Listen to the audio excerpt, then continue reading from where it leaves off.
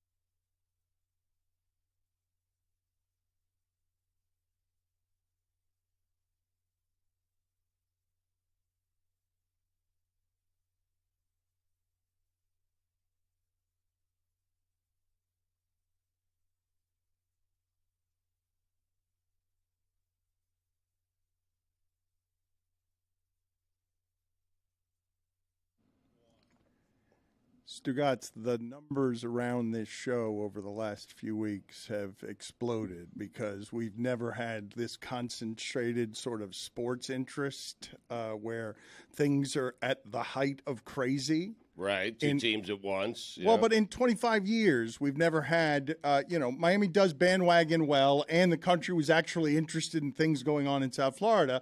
And so I imagine today the people are here to eat tears because one of the great fun things in sports is to enjoy the misery of people who were loudmouths and lose at the end.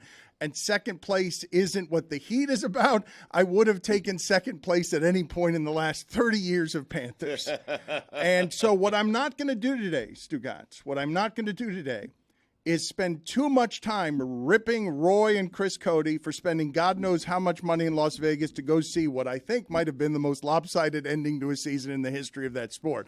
I didn't look at the numbers, but 9-3, that can't be the way a lot of seasons have ended in hockey of glory and wonder. And we'll go to, at some point, Chris Cody and Roy in Vegas just to get them up at an unreasonable hour if they've even gone to sleep. Right. But before we get to what it is that I'm assuming America wants from this show today, which is tears, I will just tell you at this point in my life, in my mid-50s, dealing with real hard shit away from here, I am so damn grateful for the last 2 months of crazy distraction that has been sports in this market.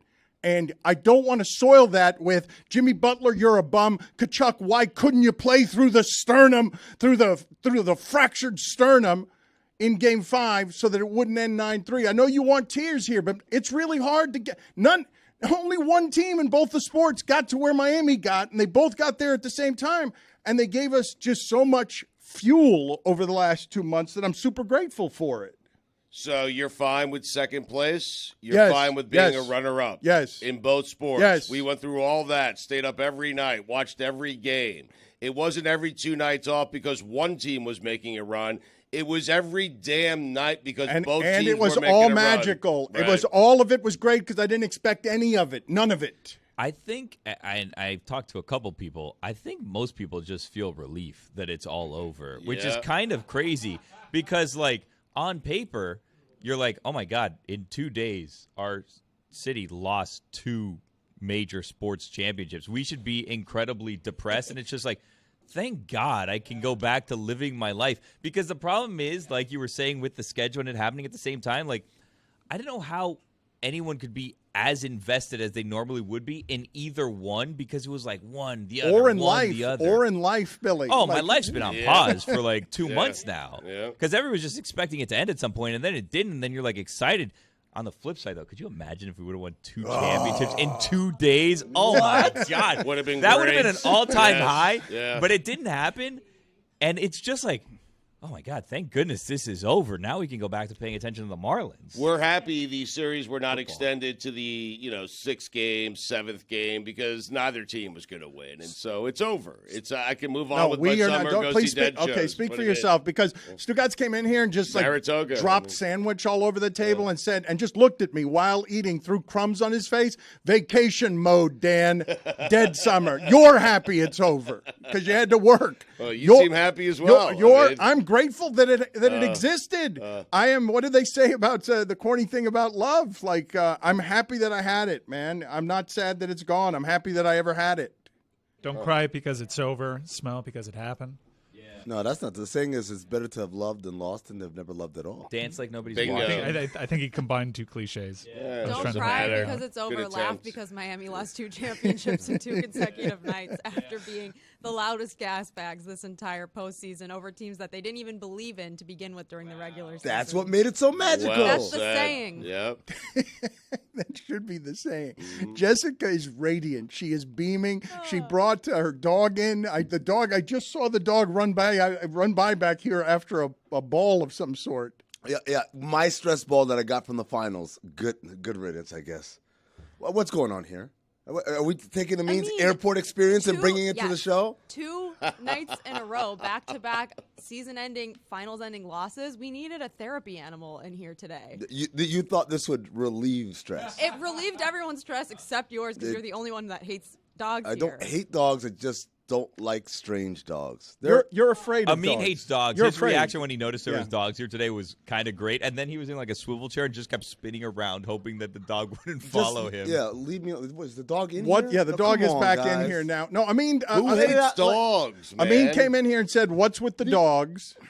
I know a lot of people who hate dogs. Show's gone to the dogs. Really? It's a valid question Amin has. Why is there dogs here? It's pretty normal. No, Dogs with an S. He with an S. He came in and said, "What's with the dogs?" But I do think he's afraid of dogs. He doesn't trust dogs, and I know a lot of people like this because we dog lovers can love dogs and never be scared of them. But Amin sees an animal that bites and that he doesn't trust, and I'm sure this animal does that. She doesn't bite. She's never bitten. Those So you say that. ornamental. Right. It's just there for show. At night she takes them out, puts them in a glass of seltzer water. They're not dentures. Then they bite. She doesn't bite. She's a good girl. She bites. This first off, Hildy and Kristen said It smells like urine on in here. Wednesday. Not here. Yeah, No, well, it does smell like urine in that's here. Sorry Stugotz. about that. Yeah. Go away. Kristen, No, it really Hildy smells said like piss in here. every I said sorry. Wednesday Why is it coming to me? It's what I don't get. pet Why is day it at coming the to me? Elser. They have a pet policy on Wednesdays to bring your dog to work every Wednesday. They do? Kristen and Hildy They said made it was a that up. thing. I trust them and believe in them.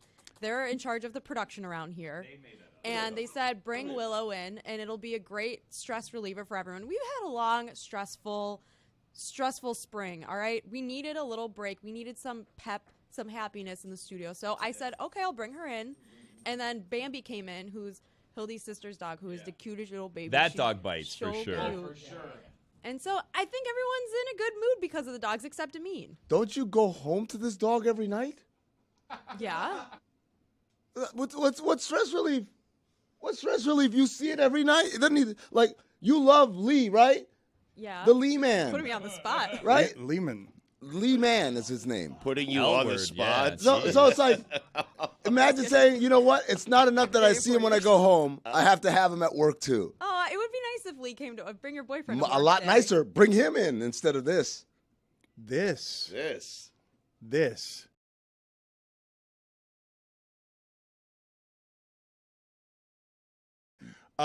To this. You guys need to come in here and He's tell right. me it smells like urine in here. I'm not joking. I'm assuming it's not Amin or It's Stugotz. It could be Stugotz. I apologize. Vacation mode, Dan.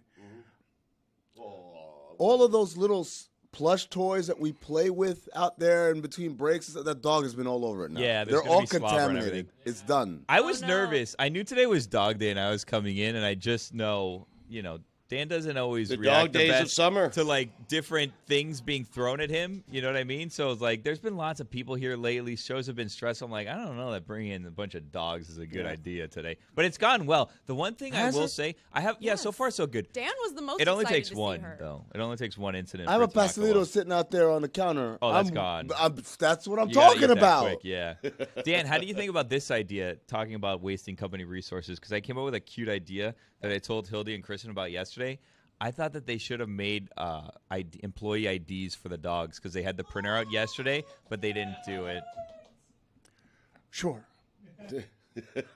You see? Yeah, that's fine. Cute idea, this is what you Great don't. idea, Billy. I'm glad you're working hard on keeping us all afloat and just Next Wednesday, finding- Roma can come in. I think Billy gets the Company most morale. joy. No, I think Billy gets the most joy. How can I cost this company That's minimal. $4 here and there? I mean, you guys like send we thousands of don't- dollars I to go know. to Las Vegas for what? Okay, A well, blowout? thank you for bringing that up because here we go. We've got Roy Bellamy joining us live from very early in Vegas. I have gotten no content for this show from Chris Cody and Roy Bellamy. I'm glad we sent both of them and John Reed in a Panther jersey. Metido en todo. And so he can get kicked out of another press box. Game 5, you lose 9-3. I haven't looked at any of the numbers, Roy. Have we had a lot of finals that have ended with somebody getting hit 9-3 and being a loser? You flew out to Vegas to see a historic loss in the end of your season, and you looked like you're hungover. It's because I am, Dan. There have been 2 instances of the team scoring 9 goals in the Stanley Cup final game before this, so this is the 3rd time. And I got into my room at around 5:30 Eastern this morning, so I'm hurting. Okay, good got coverage. to the room Good at 5:30? coverage. What were you doing? You were just wandering around on the ice, celebrating with the Vegas players, being around what could have been your dreams. Instead, your dreams dashed and crushed and turned into ice. That and drinking, yes. Yeah, that's my kind Yeah. of Where were you? the Cosmopolitan. I had my first Cosmo, which was pretty nice. Came in a nice little fancy glass. Tasted like oranges. Yeah, it was pretty good. I liked it. So this wasn't all for naught. No, I wasn't. I had my night saved because of it. So yeah, I appreciate it. Where's Chris Cody? I don't. Oh, you know what happened? He set his alarm for 5:30 p.m. instead of a.m. So he's late. Of course he did. Any other content that we can get? Strong content from Vegas. You and Chris were in Vegas, and you were just gambling, and didn't. That's it. That's the coverage we have on this hockey season. That you've been the most exciting hockey season of your life. Correct? Yes, it's basically the best Panthers team that we've ever seen because they won a game in this Stanley Cup Final Series. So, yeah, but we do have content coming. It involves a wedding chapel. I won't go further into that, but we got content coming. Congrats! You guys got married? Wow.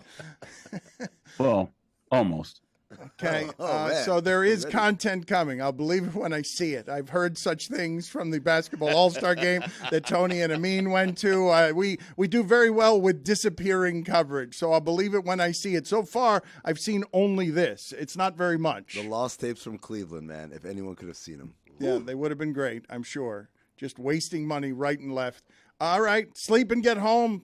Congratulations on the greatest hockey season we've ever seen in Panther hockey. One win. The most radiant, Baby steps, the Dan. most radiant person here today is Jessica. She is just. This is Jessica's happiest day at work. She's got dogs. I've never seen her this happy here. Like our misery. Look. she is beaming. She is beaming in our faces. Happy hump day, folks.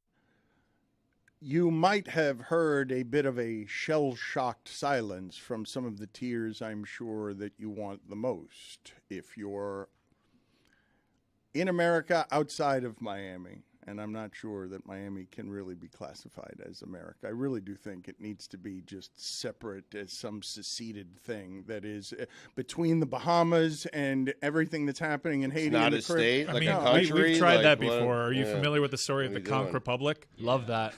When Key West tried to break off and make its own country, and then they realized, oh, no one's picking up the garbage. I guess we'll just go back. That is what happened. That's exactly. He's got the history. You're right. They have a museum and stuff for it, but that's the history. The history is like, we'll have our own land. Well, no, we won't live by American rules. Hey, who's picking up the trash? All right, never mind.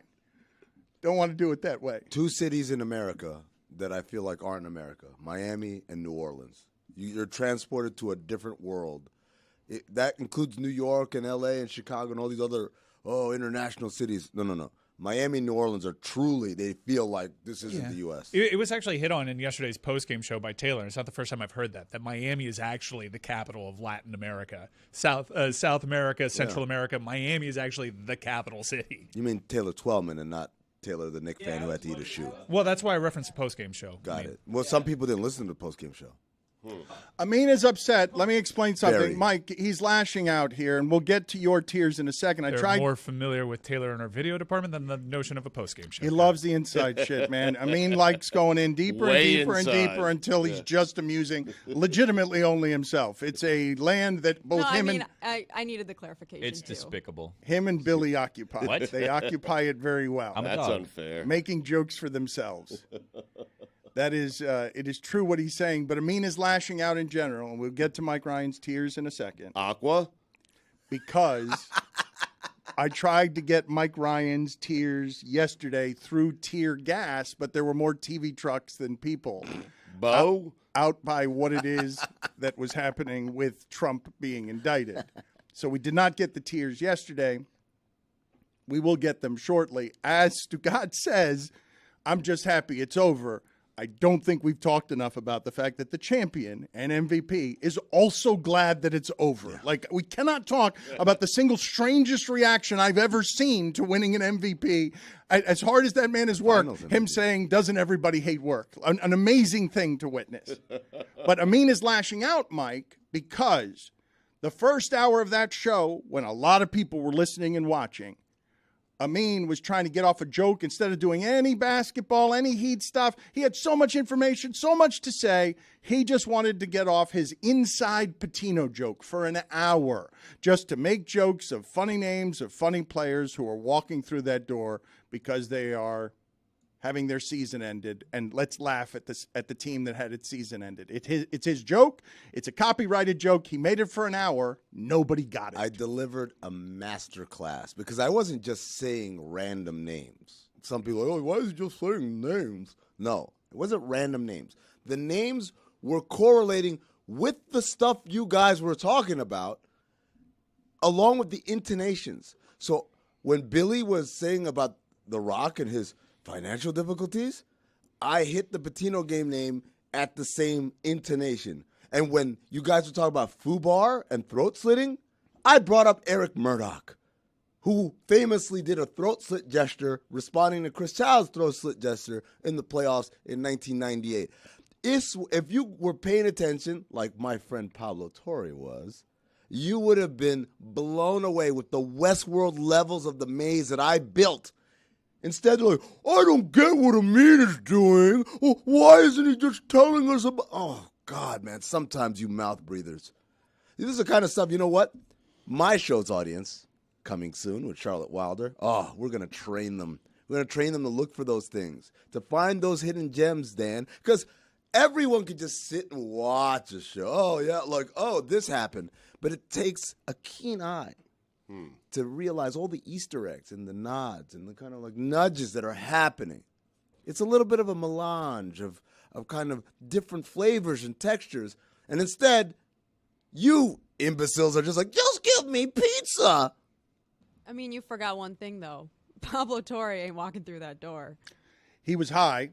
Pablo Torre was high. He always is. As he often is. Yeah. Reckless. Well, I mean, I'm just telling you that him and Amin were talking about how what he did for an hour, again, was Westworld. That's what he just said. That's season one. Which Season one. Oh, season two. What you were doing was season 2. I'll give it season 2. By the way, I have confirmed through our sources that it's not a bit. Chris Cody is just legitimately not there because he partied way too hard. I know it's not a bit. I know that none of this is a bit. Roy's still there. It's incredibly unprofessional.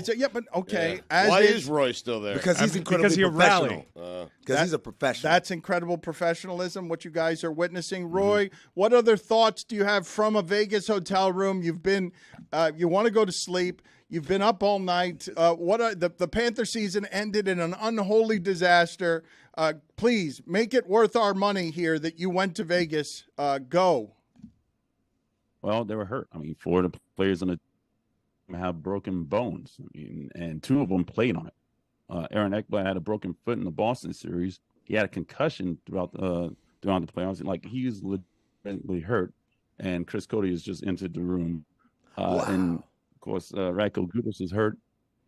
Etu Lostarainen, he has a chipped kneecap. He can play. And Chris Cody's just falling on the couch. Roy, Kachuk, I read, has a fractured sternum? Yes, fractured sternum. He played with it in game 4. Seems like not a good Vegas, idea. have shorter hallways. What? Vegas needs shorter hallways. Can we all agree on that? Put it on the poll, please, Juju. Hey, Vegas, have shorter hallways. He's right about that. Can we all agree on that? Roy, you were interrupted by a partying Chris Cody wearing sunglasses. You look like Daytona. Roy, please. I didn't brush my teeth. Does he smell bad? Oh no! I woke up at 6:05 in a panic. Okay, like I'm late. Roy, tell me about the smells coming out of Chris Cody's face. You guys look like a Twitter fight. He smells like a hockey locker room right now. Oh, it's bad. Chris, did you have a Cosmopolitan last night also, or? The irony of all this is that I actually left where I was partying. I could have partied last night with the Vegas Knights at Caesar's at Caesar's Palace. Right. And I went home to go to sleep so I could be here on time.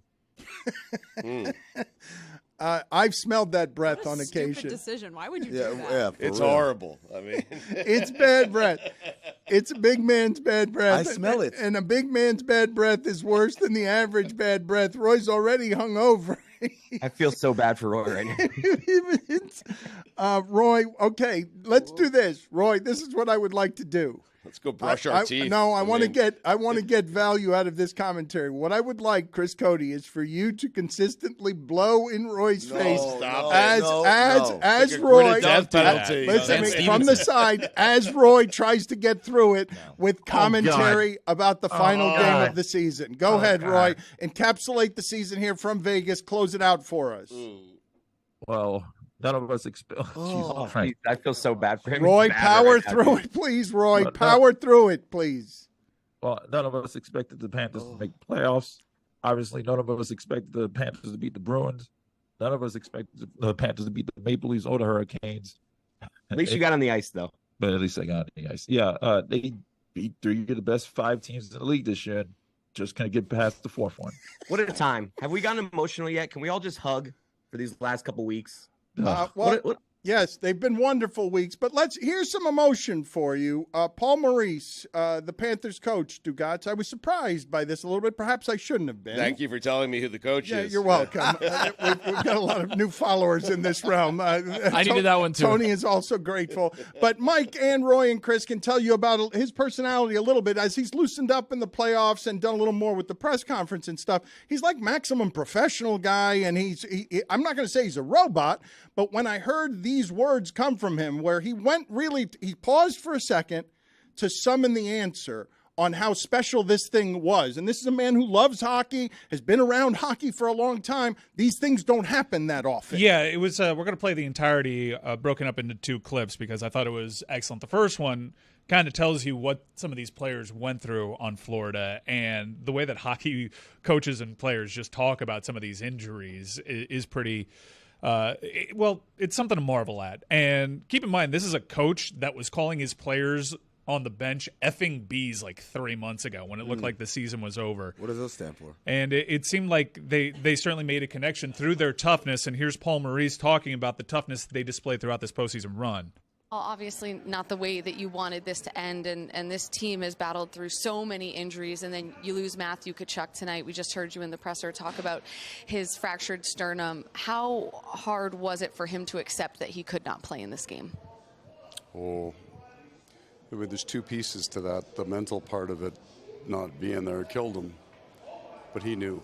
I mean, one of the things about him, he's an incredibly bright young man, so he can assess his own game. He knew. We all knew that the hope would be that if we could get 5 more days of rest into him, there was a chance for Game 7, but he came back, he fractured that, and he came back and scored the game-tying goal, net front. And then you could see him in the next game trying to find a way to play with a broken bone. And I think he had the 3 best chances we had to score. He had 3 of the 4 for sure. But clearly he also knew that the other 4 guys on the ice needed a guy who could do other things. So he accepted it. He understood. Well, he's not the only one that battled through this series. Gudas has missed time. Duclair has missed time. Montour has missed time. What can you say about the character of this group? Because they never seem to stop fighting. Yeah. There's 1,000 stories in that room, Jackie, truly. Aaron Ekblad broke his foot in the Boston series. May have to. Boston? In the Boston series. Then he popped his shoulder out twice, passed a concussion test, and tore his oblique. When he drove that puck up the ice in Game 3, kept it in, we scored tonight. So we have some incredible stories. It wasn't actually this series. The vast majority of our injuries came in the Boston series, and they survived it. I mean, I love these guys. I've never seen a group of men. Radko got hurt here, high ankle sprain. That's a 6-week rehab. He missed a period.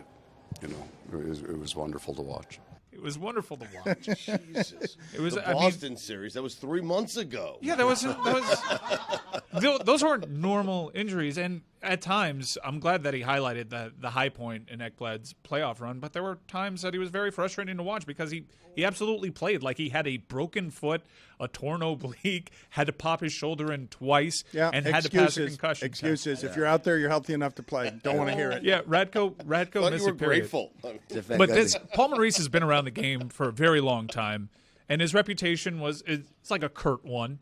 And to see him grow and develop an affinity for a guy like Matthew Tkachuk, too, a guy that gets under your skin. Remember, he coached Winnipeg. Those were rivals with Calgary, and he didn't have an appreciation for Matthew Tkachuk's game. I don't want to overlook that Matthew Tkachuk returned to the ice after breaking his sternum, got the game-tying goal in Game 3, and provided a screen that gave this team an overtime winner, its only Stanley Cup win in franchise history. Here's another clip of Paul Maurice from the very same interview on TNT, and you can see the emotion pouring out of him a little bit for a hockey coach anyways. Well, it's been a hell of a run for the Florida Panthers, even though it didn't end the way that you guys wanted to. You've been around for a minute, Paul. What has this year meant to you as a coach?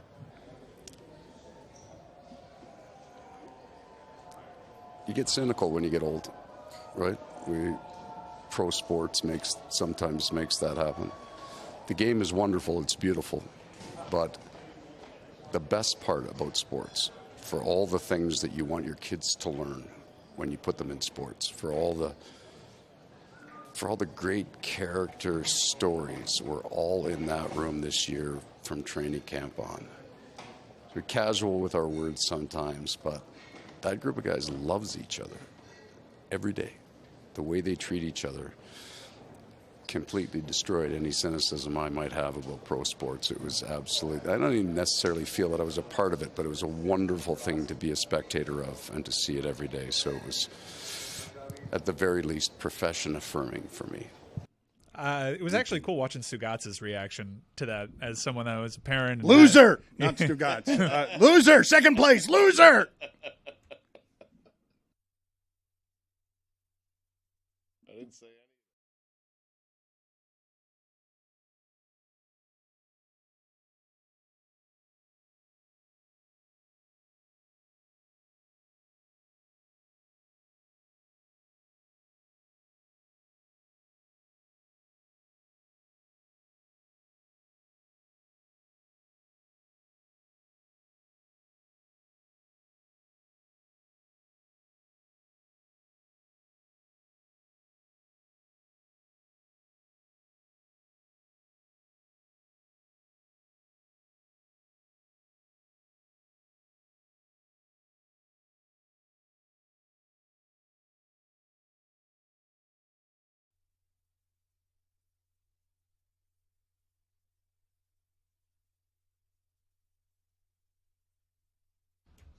What a horrible way to end that segment. After we were getting to an emotional place. Terrible. No, I didn't mean to do it that way. I was looking at Stugotz, who I've known for 20 years, and I've seen him coaching lacrosse, and I know how important it is. And I saw his eyes kind of well up a little bit at Paul Maurice describing what it was like coaching this season so late in his career, and you just called him a loser.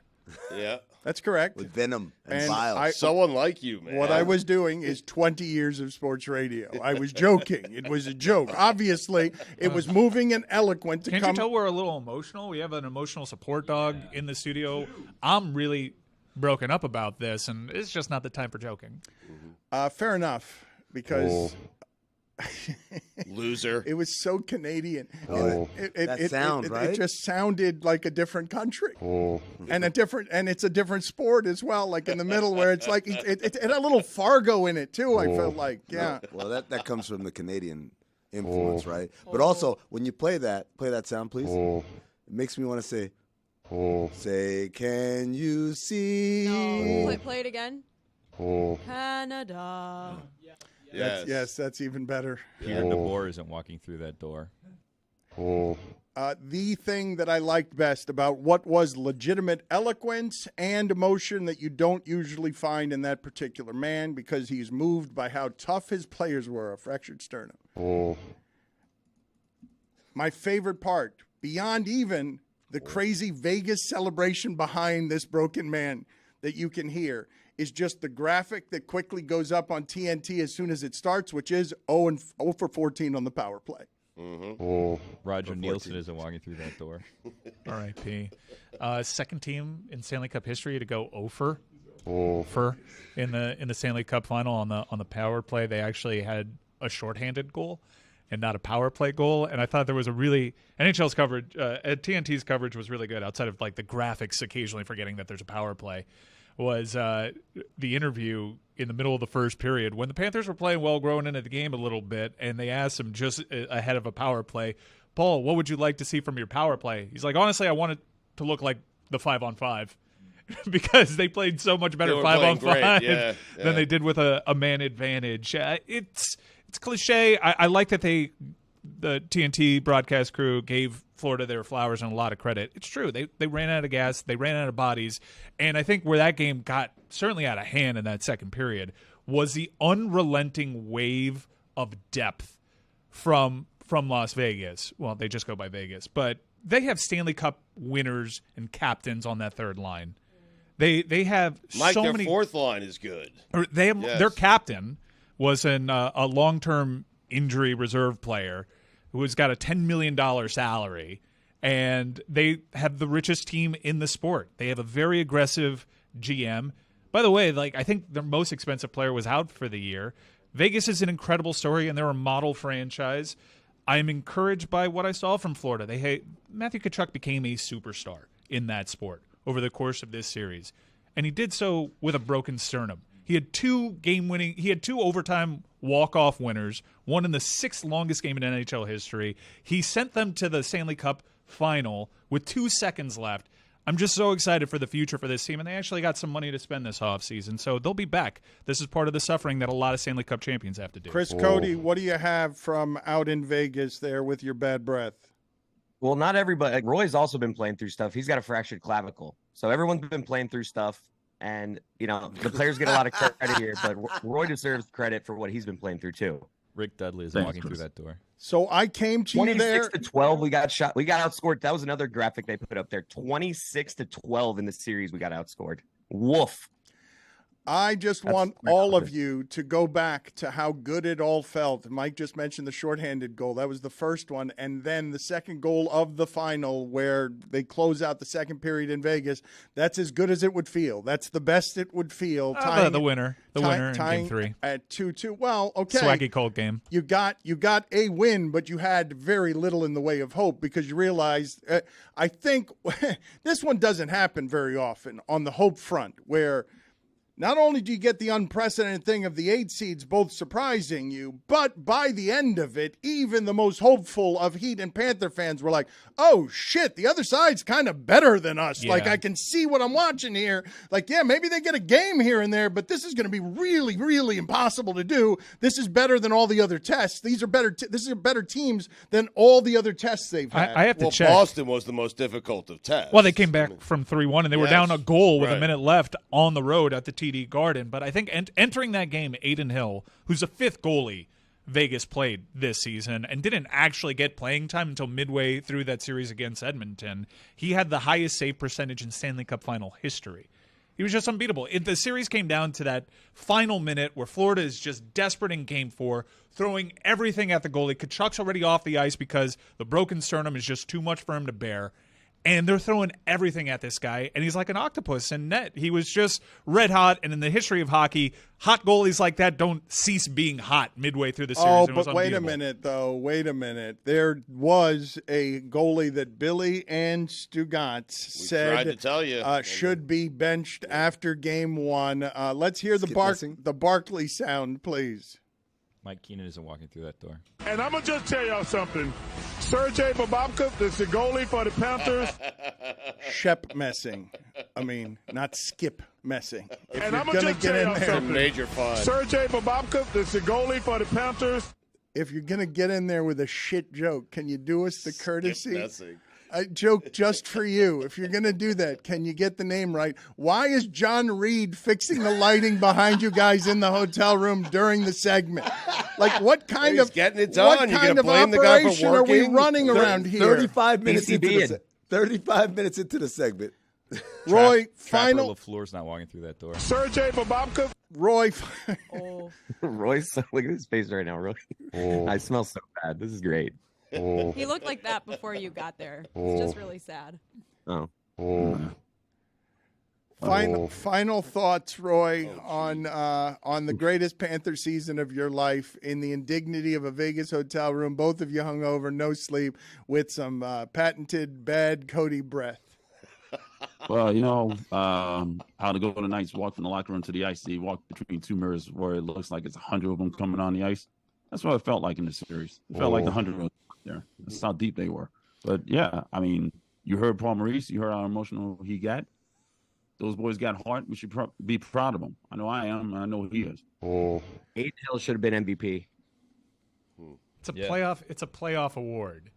And there's a whole playoff. Yeah, that Marshall thing that just hurts, dude. That Dale all Talon. hurt. He was the best player. I have a group chat that's just a bunch of F words directed at Dale Talon all postseason long, because we left a 30-goal scorer unprotected, and he's the greatest Golden Knight ever, and he's just the MVP of the playoffs right now. And I don't know if you guys saw the feature before the game that they showed on TNT, but he was absolutely reveling in doing this to the Panthers.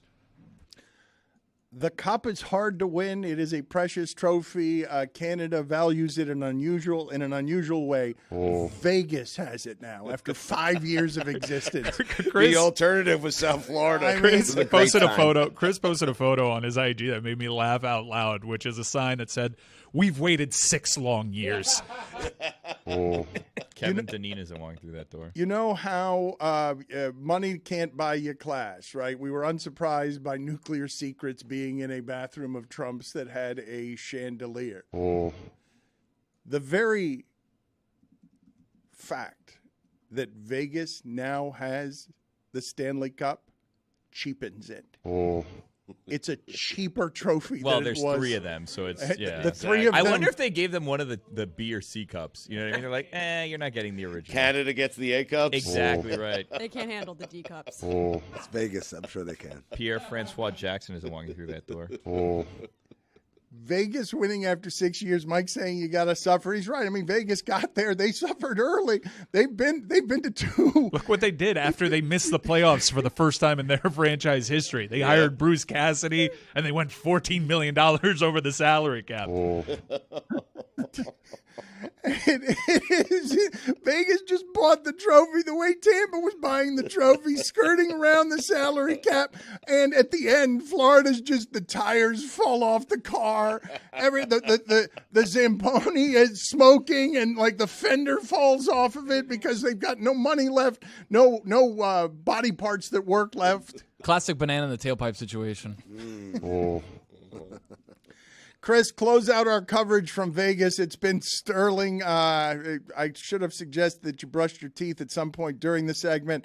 Highlights from Vegas, highlights from time with Roy. What kind of content did you guys get out there, and are we going to get it at any point in the next 6 months? We did a bunch of content. We may or may not have gotten yelled at by people at the Venetian and then talked to a PR person, and they had us cut it out of the content that you're going to see. Wow. But that's a story we can get to on a different day. Roy said you got married. Well, we tried to. I wanted to marry a hockey stick. We did a lot. Oh, you gave it away. It's called a tease, Chris. I mean, you find out if I married a hockey stick. All right. There you go. I had a boy. Kick saving him. I wonder what happens. Thank you, gentlemen. Get home. You were missed. You flew. Flew to Vegas. I think Roy's staying for a while. For a 9-3 loss. Roy took his wife. I mean, how about Maurice pulling the goalie, like down 9-3 with 6 minutes left in the game? I'm like, hey, we got a shot. In my personal record book, it's only 6-3 because 3 of the goals were for someone over the salary cap. Oh. Attaboy. Thank you, gentlemen. We appreciate your time. We appreciate your coverage. I wish it were better. I love you. Yes. Aw. Looking forward to you getting Miss you guys. Come back.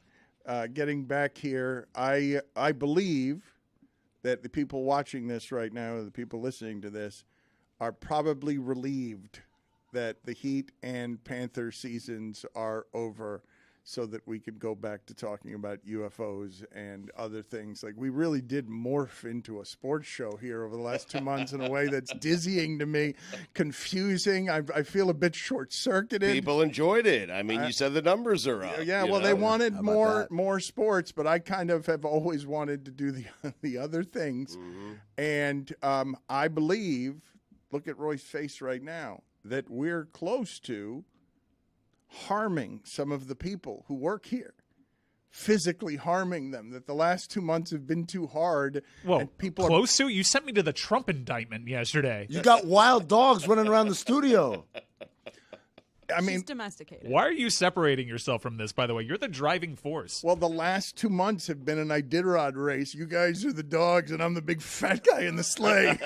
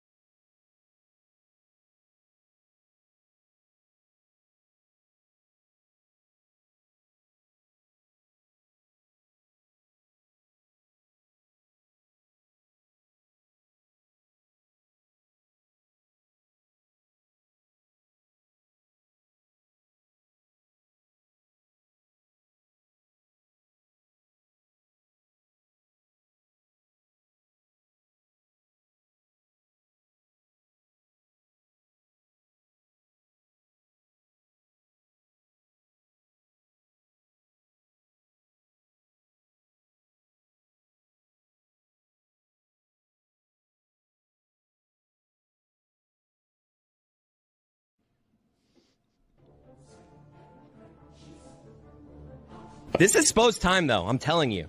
This is what we're going to look back on 20 years from now. This was Spo's championship. I agree, yes. Spo is watching film. He's making adjustments. Malone is just yelling at his players. Play harder. More effort. Play better defense. More effort. How about you, coach? I'm waiting for one time for Mark Jackson or Jeff Van Gundy to tell me that a coach on the other team has done something. All I hear is Spo's zone, Spo starting Kevin Love. I haven't heard anything Mike Malone has done. What you got, adjustments, Michael Malone?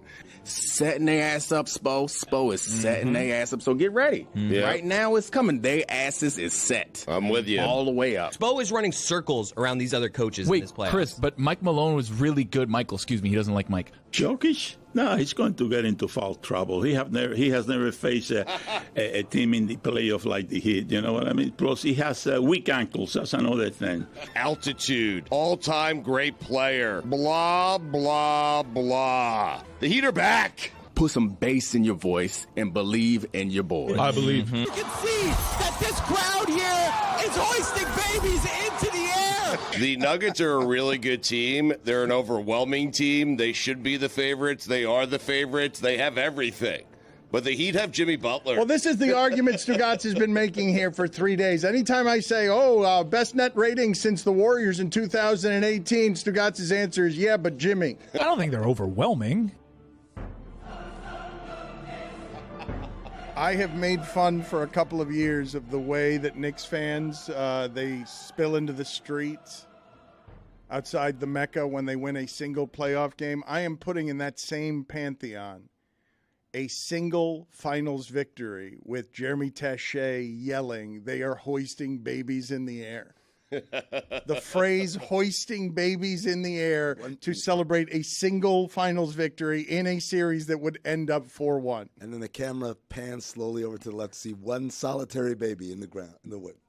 All right, go sit in the penalty box for 2 minutes. I mean, he's having a rough time. He's drinking too much when he's in Miami, too. Mm-hmm. They were hoisting babies. It was accurate. It happened. And you know what? A finals win as an 8 seed, I think it was right for fans to celebrate. It was a big deal. It evened the series. I think it was also his birthday, if I remember correctly. So he was like extra excited and had extra energy that day. Jeremy, a lot of people have enjoyed you. I mean, you went crazy, and at one point you were making arguments on behalf of why Jimmy would have been better as a part of the big three than LeBron. That's a thing that happened. Don't give away the goods. We got 3 more gas bags. That's a thing that happened, and then you just fled. You ran at some point here in the last 3 days. You ran into and hid behind some hills. I think that's a punchline to gas bags 3. I mean, it was crazy. You went crazy with "I told you so," and there was a single baby being hoisted. I didn't see multiple babies. Multiple babies. You can go check the tape, Dan. There's multiple babies being hoisted. I believe that he was there, but again, I just chronicled for you the ways in which he's a fool. So yes, he was there, but I did not see babies being thrown in the air. All takes pre-Josh Hart diving into Jimmy Butler's ankle were correct. Post that, all right, maybe I overstepped a little bit. Well, let me ask the question. He said his ankle was fine, Jeremy. Yeah, sure. Okay. Of the hockey players, those sounded like more legitimate injuries. It takes a minute to impress Mike Ryan to not say, hey, if you're out there, you got to play. And sternums and oblique tears and broken sternum is gnarly. Gnarly. That's a car accident injury. Well, I would say high ankle sprains are pretty gnarly as well to play basketball with. But sternum in that sport, and then to have the game-tying goal in Game 2 or Game 3.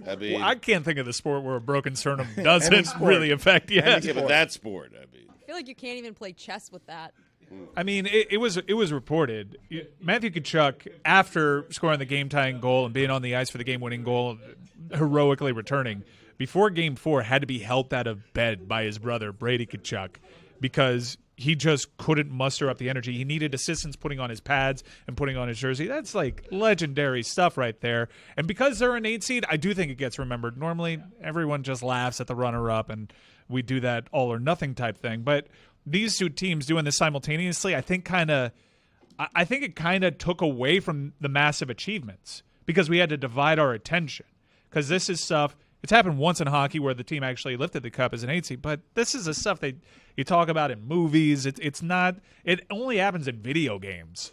2 8 seeds simultaneously doing this and running through the teams that they did can't overstate that they beat the greatest regular season hockey team of all time, and they were down 3-1, down a goal with a minute left, and found a way despite everybody getting hurt in that series. Well, and that's what you guys were talking about earlier, like the idea that it's already time to just reflect on how enjoyable this was. Like the last 2 months, this run, losing in these championships doesn't take away from that. No different than like in 2020 when we needed a welcomed distraction and the Heat went on the run to the bubble finals, which everybody immediately wanted to criticize as, oh, bubble frauds and break this down and break that down. Like for me, I'm at least for the next week, give me a week to be able to just reflect on how fun this has all been. I would say in general that there has been, and you've heard me say this, a real coarsening, real sharp sandpaper coarsening of sports coverage. Rip this guy, crush this guy, be meaner than the next person to get out in front so you can be Stephen A. Smith, the next Shannon Sharp, or Skip Bayless. How do you get attention? Be meaner, be crueler, be more cynical. And in the coarsening of that, I do believe, Stugotz, it all was birthed a long time ago by sports radio. It infected and killed newspapers. It infected and altered sports television and sports television debate. It gave me life. And in so doing, there's first place and everyone else is losers. It gave you a living for real. Like, you're legitimate on, yes. I win every year because I can criticize everybody. There's only one winner. It's so much easier to criticize. And what I'm telling you today, in this market, after a lifetime spent making my own career here, the emotion is not a bad one for me. Like, them getting to where they got, I told you at the time, I'm good. Like, this has been, this is the best that this can feel, all of it. And if they end up losing, I'm really grateful that the city I care about and the market I care about, that these people did something totally unexpected, something that at every turn, they made me happy to be wrong every time, because all I was doing every time was, you can't win that. You can't beat Giannis. You can't beat the Boston Bruins. You can't do it. It's not possible. And again, I'm watching my television in disbelief because babies are being hoisted in the air. Mm-hmm. It's right for the organizations to feel a sense of disappointment. Oh, we almost got there. We came in second. Let's go into the next season motivated, already thinking about the players and the people who came up short and what ultimately was their goal. But for fans, like, I'm not going to remember the way that the Heat role players struggled in the finals. I'll remember Max Strus leading the Heat back against the Bulls to get them to the playoffs. I'll remember Caleb Martin hitting a shot over Giannis and playing crazy against the Celtics. I'll remember Gabe Vincent essentially stepping in and being Tyler Hero and being a go-to scorer for the Heat for a stretch. Like, that's how I'll remember this, because they brought those memories, and we're not going to forget it just because they didn't win this specific title. It's the expectations. Yeah. That's why you're feeling the way you feel Yeah. today. Right. It's the unexpected. If these like teams had expectations, you'd feel like a loser. I'd feel today. like a loser if this Right. were like the President's. I did feel like a loser after they got swept by the Lightning last playoff run, but the 8 seed does mitigate the hurt, and it certainly hurts. On the Heat side, thank God they beat the Celtics, because I'd be in misery. But as long as they got the banter advantage over New York and Boston, that's, if we're going to go out, that's the way I want to go out. You're going to remember Max Strus's bad shooting. I'm going to remember 0 for 10. Yeah. I remember the 4% from open shots or whatever he shot. Like, you're never going to forget that. Like, speaking as someone who grew up a Knicks fan and grew up in New York, John Starks' 94 finals, people still talk about that. Okay, but that was 2 for 18. He went in a game in 7. a game. Yeah. But it wasn't a game there's 7. Different expectations between game John 7, Starks though. and Max Strus. John Starks, undrafted player. John Starks is Max Strus from 2 decades ago. I mean, Fair the enough on the expectations for the Knicks with Jordan out of the league was to win a championship. No, and it was game 7. Yes. They got close. It's not like you were sitting there saying, the way you were through both the Denver and Vegas series, this team that you're up against, they're better than you are. No matter how hopeful you are. The arguments on behalf of the Panthers and Heat were all shitty. They were all the magic toolbox of Spo, grit and heart, right up until you run into a giant who doesn't care that much about his work but is better than everybody. Dan, I had Nuggets in 6. I always thought the Denver Nuggets were going to win, but I'm telling you right now, if Max Strus hits shots, that's a different series. Wide open shots, like Tony pointed out. It's not that, if he hits shots. Wide open shots. That's the only reason you're out there. Yeah, they were both 8 seeds, but I mean, I picked Florida to beat Boston in the first round, and I thought that Florida was playing better hockey. What the Heat did in beating Milwaukee was just, That was who could have seen that coming? They were overwhelming underdogs. Who was the bigger underdog in their series? Panthers or Heat? In the finals, Yeah. the Heat. You think they were? No. I'm telling you from the price. They were. Yeah, Yes. the Nuggets were minus 360, and Vegas was minus 140 entering that season, courtesy of our friends at DraftKings Sportsbook. The biggest dog that the Heat were was against the Bucks. Yes. They were plus 1,200. I will say again, I really would have enjoyed the finals if it had been Milwaukee against Denver.